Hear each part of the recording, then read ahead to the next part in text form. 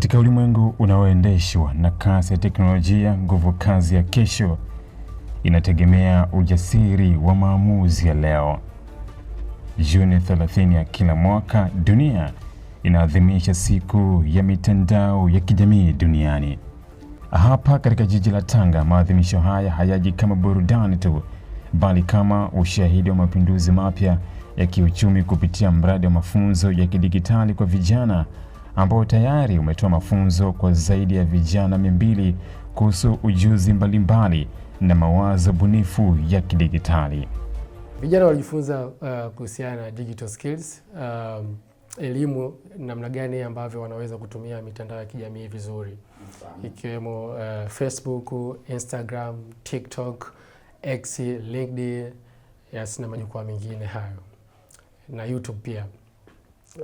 Lakini pia walijifunza kuhusiana na copywriting, namna ambavyo anaweza akauza chochote kwa lugha ya maandishi, aidha ni vitabu, aidha ni bidhaa, aidha ni kuandika makala tofauti tofauti.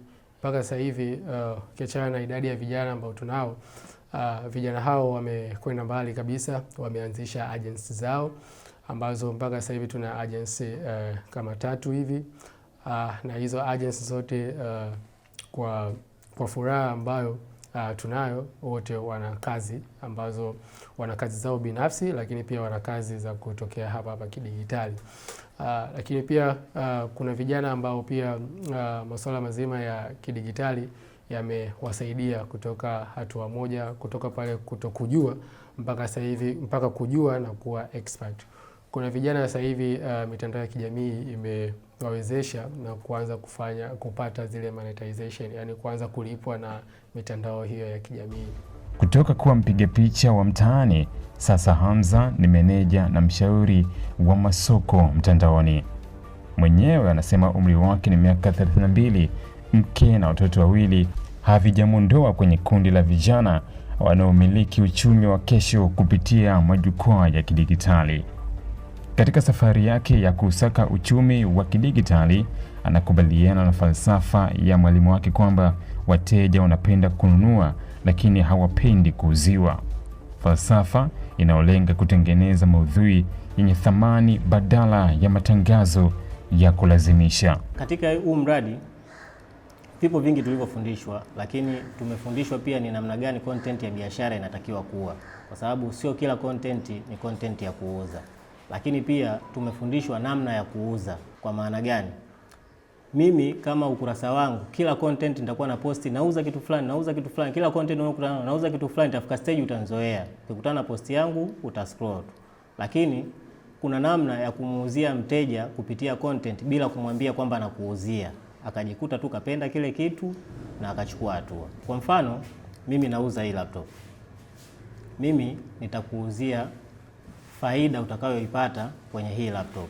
Nitakwambia hii ni MacBook Pro 2019, ina RAM GB 8, ina storage labda SSD 256. Faida ya RAM nitakuelezea faida ya RAM. Faida ya SSD nitakuelezea. Faida ya wanasema ile graphics card nitakuelezea kwamba utakuwa unafanya kazi zako kwa urahisi na nini. Kwa hiyo wewe kama ulikuwa una struggle labda kwenye graphics ama kwenye production, utaona hii kompyuta itanifaa kutokana na kazi zangu. Tofauti na wale ambao laptops mzigo mpya umeingia, karibuni dukani kwetu. Tofauti sana. Yaani wewe mwenyewe hapo, kwa hiyo kuelezea tu kwa uchache nadhani tofauti umeiona. Hamza na wenzake walijengewa uwezo pia katika utambulisho wa bidhaa na utengenezaji wa app kama nyenzo muhimu inayosaidia kuratibu biashara kisasa, kuvutia wateja wapya na kudumisha wale wa zamani kupitia ulimwengu wa kidigitali. Chini ya mradi sisi tumeanzisha agency yetu ambayo ni Dig Hub Africa. Dig Hub Africa. Yes, tunadeal na digital marketing ambayo ndani yake kuna hiyo social media management, kuna graphics, kuna content planning, kila kitu. Lakini pia tuliona kwamba kwa sababu sisi tunadeal na wafanyabiashara, tukaangalia wafanyabiashara wengi ni tatizo gani ambalo wanalipitia na namna gani tunaweza tukalitatua. Tukaja tukagundua kwamba wafanyabiashara wengi wana struggle kwenye kupata taarifa zao sahihi za biashara. Kwa hiyo tukaja na application ambayo inaitwa Mauzo App. ambayo mfanyabiashara anaweza kurekodi stock, anaweza kurekodi mauzo, kuna AI assistant ndani yake wa kumshauri kuhusu biashara yake inavyoenda, lakini pia anavyouza stock nayo inapungua automatic. Inampatia pia ripoti ya siku, wiki mpaka mwezi. Meneja mradi wa kidigitali Yusuf anasema lengo la mradi ni kuwapa vijana zana zitakazowezesha kushindana kimataifa, huku akiamini kuwa siku ya mitandao ya kijamii duniani inawakumbusha vijana na Tanga kuwa soko haliko Tanga pekee, liko kwenye viganja vya mikono vya kila mtu popote alipo duniani. Ndio maana ni muhimu kufanya utafiti kabla ya kuja na mkakati wa kuuza bidhaa mtandaoni. Miongoni mwa wanufaika wa mafunzo haya ni Salma Hassan, binti mwenye umri wa miaka 20, ana uhakika wa kujitengenezea nafasi ya kipekee sokoni kupitia ubunifu wa michoro ya kidigitali ama graphics designing, akijiandaa kutekeleza miradi mikubwa ya kijamii. Mpaka sasa hivi nina miezi 8 katika masuala ya kusoma graphics, na hatua yangu ni kubwa sana, maana sasa hivi naweza nikamfundisha yoyote, mwanafunzi wa aina yoyote na akaelewa, sababu tayari sijakuwa mwalimu ila nina experience kubwa sana katika masuala ya graphics. Unaweza kutengeneza kitu ni kibaya na umetumia jitihada moja kubwa sana mpaka kile kitu kinakamilika. Kwa hiyo pale utakapokosolewa, jaribu kukubali, kwa sababu anayokukosoa na ambaye anakuangalia tu ile kazi yako ikikombana na kuambia ni nzuri ni watu wawili tofauti, kwa sababu mwanzo wote lazima ushuke chini ndio upande juu. Fursa inapokutana na maandalizi, matokeo yake ni mabadiliko ya kudumu.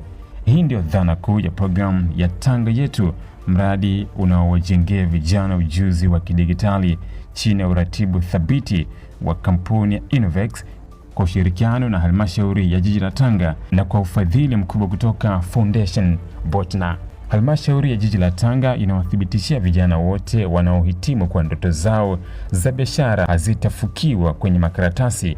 Sasa wana fursa ya kuanzisha makampuni rasmi au vikundi vya kiuchumi, huku wakihakikishiwa kupata mitaji ya uendeshaji kutoka halmashauri ili kuziishi ndoto zao. Sasa ukitengeneza shirika au kampuni, manake tayari mkiwa muungana 3, 4, 5, mnakuwa wa uwezo sasa kutafuta funds zingine, aidha za kununua mitambo mikubwa kwa ajili ya kufanya mambo ya digitali kwa jiji la Tanga, ama kujiajiri wenyewe na kufanya shughuli zingine. Lakini ikishindikana kwenye hilo, bado tena kuna fursa nyingine kama mjiunge katika vikundi vya kiuchumi. Mkishajiunga kwenye vikundi vya kiuchumi, mnakuwa na fursa ya kupata mikopo ya 10% inayotokana na mapato ya ndani ya halmashauri. Na jiji la Tanga tunatoa mikopo mikubwa sana, bilioni 3 na milioni 134 kwa wakati mmoja. Sasa wakishaingia hapa tayari kwenye vikundi vya kiuchumi, kuna fursa ya 3 sasa. Tunawaunganisha kwenye mfumo wa manunuzi ya umma. Msimu huu wa Sabasaba, usiruhusu biashara yako ipoe, kwa sababu Global TV inakupa fursa ya kuchangamsha biashara yako. Okoa hadi 50% ya gharama za matangazo na uwafikie mamilioni ya wateja kupitia vifurushi vyetu maalum vya Sabasaba. Chagua kifurushi chako kuanzia Laki2.5 hadi milioni 5 tu. Matangazo ya mitandao ya kijamii, Reels, radio na YouTube pre-rolls, vyote vipo kwa ajili yako. Ofa hii ni kwa msimu huu wa Sabasaba tu. Wahi sasa. Wasiliana nasi kupitia namba zinazoonekana kwenye skrini yako. Global TV, tunakuza biashara yako.